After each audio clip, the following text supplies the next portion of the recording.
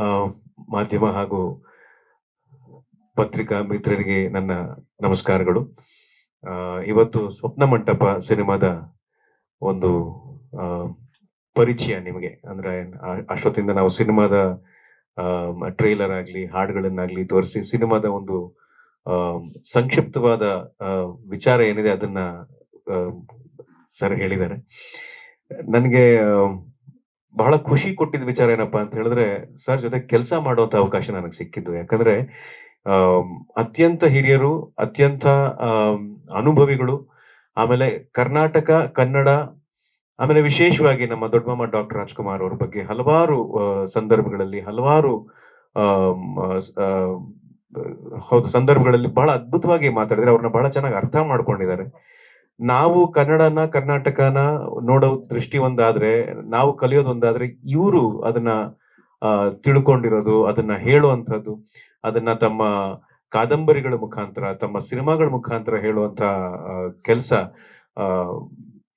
ಅದ್ರಲ್ಲಿ ಅವಕಾಶ ಸಿಕ್ಬಿಟ್ರೆ ನಮ್ಗೆ ಏನೋ ಒಂದು ಕಲ್ತಿದೀವಿ ಅನ್ನೋ ತರ ಆಗುತ್ತೆ. ಇದನ್ನೇ ನಮ್ಮ ತಂದೆ ನನಗೆ ಹೇಳ್ಕೊಂಡೇ ಬರ್ತಾ ಇದ್ರು, ನೀನು ಸರ್ ಜೊತೆ ಕೆಲಸ ಮಾಡ್ಬೇಕು ಅಂತ. ನನಗೆ ಫೋನ್ ಮಾಡಿದ್ರೆ ನನ್ಗೆ ಬಹಳ ಖುಷಿ ಆಗೋಯ್ತು. ಸಾಲದಕ್ಕೆ ಮಾತಾಡಕ್ ಬಂದಿದ್ದು ಸುಂದರರಾಜ್ ಅಂಕಲ್ ಕೂಡ ಬಂದಿದ್ರು, ಬಾಬು ಸರ್ ಕೂಡ ಬಂದಿದ್ರು, ನಟರಾಜ್ ಸರ್ ಎಲ್ಲ ಬಂದಿದ್ರು.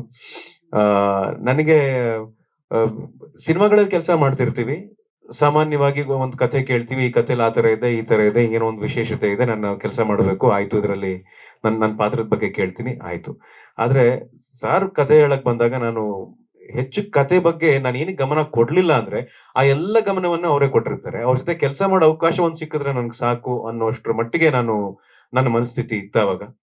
ಯಾಕಂದ್ರೆ ಈ ಸಿನಿಮಾದಲ್ಲೂ ಕೂಡ ಅವರೇ ಹೇಳಿದ ಹಾಗೆ ಸ್ಮಾರಕಗಳು, ಈ ಚಾರಿತ್ರಿಕ ಸ್ಮಾರಕಗಳು, ಆಮೇಲೆ ನಮ್ಮ ಚರಿತ್ರೆ ಏನಿದೆ, ಇವಾಗ ಎಷ್ಟೋ ವಿಚಾರಗಳಲ್ಲಿ ನಮ್ಗೆ ನಮ್ಮ ಬೇರು ಸುಮ್ನೆ ಹಾಗೆ ಕಿತ್ಕೊಂಡು ಹೋಗುವಂತ ಪರಿಸ್ಥಿತಿ ಬಂದಿದೆ. ಆದ್ರೆ ಅದು ಭಾಷೆ ಆಗಿರ್ಬೋದು, ಭಾವ ಆಗಿರ್ಬೋದು, ಚರಿತ್ರೆ ಆಗಿರ್ಬೋದು, ಹಲವಾರು ವಿಚಾರಗಳಾಗಿರ್ಬೋದು. ಈ ಸಿನಿಮಾದಲ್ಲಿ ವಿಶೇಷವಾಗಿ ಚರಿತ್ರೆ, ಒಂದು ಇತಿಹಾಸ, ಒಂದು ಸ್ಮಾರಕ, ಅದ್ರ ಹಿಂದೆ ಒಂದು ಅರ್ಥ ಇದೆ, ಅದ್ರ ಹಿಂದೆ ಒಂದು ಅನುಭವ ಇದೆ, ಅದ್ರ ಹಿಂದೆ ಒಂದು ಕಥೆ ಇದೆ. ಅವೆಲ್ಲವನ್ನು ಕೂಡ ಜನರಿಗೆ ತಿಳಿಸುವಂತ ಒಂದು ಬಹಳ ಪ್ರಾಮಾಣಿಕ ಪ್ರಯತ್ನ. ಆ ಪ್ರಯತ್ನದಲ್ಲಿ ಭಾಷೆಗೆ ಇರುವಂತ ಸೂಕ್ಷ್ಮತೆಯನ್ನ ನಾನು ಸರ್ ಜೊತೆ ಕೆಲಸ ಮಾಡ್ಬೇಕಾದ್ರೆ ಅರ್ಥ ಮಾಡ್ಕೊಂಡೆ. ಕೆಲವೊಮ್ಮೆ ನಾವು ಸಂಭಾಷಣೆನ ಹೀಗ್ ಮಾತಾಡಿದ್ರು ನಡೆಯುತ್ತಲ್ಲ ಅಂತ ಮಾತಾಡ್ಬಿಡ್ತೀವಿ. ಆದ್ರೆ ಯಾಕೆ ಆ ತರ ಮಾತಾಡಬಾರ್ದು, ಏನಕ್ಕೆ ಹೀಗೆ ಮಾತಾಡ್ಬೇಕು ಅನ್ನೋ ಒಂದು ಅರ್ಥನ ನಮ್ಗೆ ಅವ್ರು ಹೇಳಿದಾಗ, ಹೌದಲ್ವಾ, ಇದ್ರ ಹಿಂದೆ ಇಷ್ಟೊಂದು ಜವಾಬ್ದಾರಿ ಇದೆ. ನಮ್ಮ ಸಿನಿಮಾ ನೋಡಿದಾಗ ನಮ್ಮ ಭಾಷೆನೇ ಕಲಿಯುವಂತ, ನಮ್ಮ ಭಾಷೆ ಇನ್ನೊಬ್ಬರ ಮೇಲೆ ಪರಿಣಾಮ ಬೀರುವಂತ ಸಂದರ್ಭ ಈಗ ಆಗಿರೋದ್ರಿಂದ ಒಂದು ಬಹಳ ದೊಡ್ಡ ಕಲಿಕೆಯ ಅನುಭವ ನನಗಾಗಿದೆ ಅಂತ ಹೇಳೋದನ್ನ ಇಷ್ಟಪಡ್ತೀನಿ. ಬಾಬು ಸರ್ ಥ್ಯಾಂಕ್ಸ್ ಹೇಳೋದಕ್ಕೆ ಅವಕಾಶ ಕೊಟ್ಟಿದ್ದಕ್ಕೆ ಸರ್ ಮುಖ್ಯವಾಗಿ ಕೃತಜ್ಞತೆಗಳು. ಆಮೇಲೆ ಶಮಿತಾ ಮೇಡಮ್ ಥ್ಯಾಂಕ್ಸ್, ನಂಗೆ ಹಾಡುವಂತ ಅವಕಾಶ ಕೊಟ್ಟಿದ್ದಾರೆ, ಬಹಳ ಚೆನ್ನಾಗಿ ಹಾಡ್ಸಿದ್ದಾರೆ. ನಾನು ಹಾಡಿದೀನಿ ಅಂತ ಹೇಳಿದ್ರೆ ತಪ್ಪಾಗ್ಬಿಡುತ್ತೆ. ಯಾಕಂದ್ರೆ ಕನ್ನಡದ ಬಗ್ಗೆ ಹಾಡ್ಬೇಕು ಅಂತ ಹೇಳಿದ್ರೆ ಅದಕ್ಕೆ ಒಂದು ಹೆಮ್ಮೆ ನನಗೆ ಭಾಸವಾಗುತ್ತೆ. ಅದು ಕನ್ನಡದ ಬಗ್ಗೆ ನಾನು ಒಂದು ಮೊದಲನೇ ಹಾಡು ಹಾಡ್ತಾ ಇದ್ದೀನಿ ಅನ್ನೋ ಒಂದು ಖುಷಿ ನನಗಿದೆ.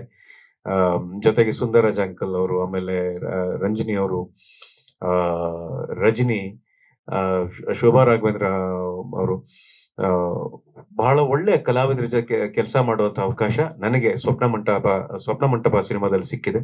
ಹಾಗಾಗಿ ಪ್ರತಿಯೊಂದು ಸಿನಿಮಾನು ಚೆನ್ನಾಗ್ ಆಗ್ಬೇಕು ಅನ್ನೋ ದೃಷ್ಟಿಯಿಂದಾನೇ ಮಾಡ್ತೀವಿ, ಅನ್ನೋ ಉದ್ದೇಶದಿಂದಾನೇ ಮಾಡ್ತೀವಿ. ಆದ್ರೆ ಬಹಳ ಕೆಲವು ಸಿನಿಮಾಗಳು ಒಂದು ಉದ್ದೇಶ ಬಹಳ ಮುಖ್ಯವಾಗಿರುತ್ತೆ. ಈ ಸಿನಿಮಾನ ನಾನು ಜನರಿಗೆ ತಲುಪಿಸ್ಬೇಕು, ಇದರಿಂದ ನಾನು ಏನೋ ಹೇಳಕ್ ಪ್ರಯತ್ನ ಪಡ್ತಿದ್ದೀನಿ ಅಂತ ಆ ಉದ್ದೇಶವನ್ನ ಇಟ್ಕೊಂಡಿರೋರು ಬರಗೂರು ರಾಮಚಂದ್ರಪ್ಪ ಸರ್. ಸೊ ಹೀಗಾಗಿ ನಾನು ಅವ್ರಿಗೆ ಸಕಲ ಗೌರವವನ್ನ ಕೊಡ್ತಾ, ನಿಮಗೂ ಕೂಡ ಸಕಲ ಗೌರವವನ್ನ ಕೊಡ್ತಾ ಈ ಮಾತನ್ನ ಹೇಳ್ತಾ ಇದ್ದೀನಿ. ಈ ಸಿನಿಮಾನ ಆದಷ್ಟು ಜನರಿಗೆ ತಲುಪಿಸುವಂತ ಪ್ರಯತ್ನ ಮಾಡಿದ್ರೆ ಈ ಸಿನಿಮಾಗೆ ಖಂಡಿತ ಒಳ್ಳೇದಾಗುತ್ತೆ. ಈ ಸಿನಿಮಾ ಮೂಲಕ ನಮ್ಮಂತಹ ಕಲಾವಿದರಿಗೆ, ತಂತ್ರಜ್ಞರಿಗೆ ಒಳ್ಳೇದಾಗುತ್ತೆ. ನಮಸ್ಕಾರ.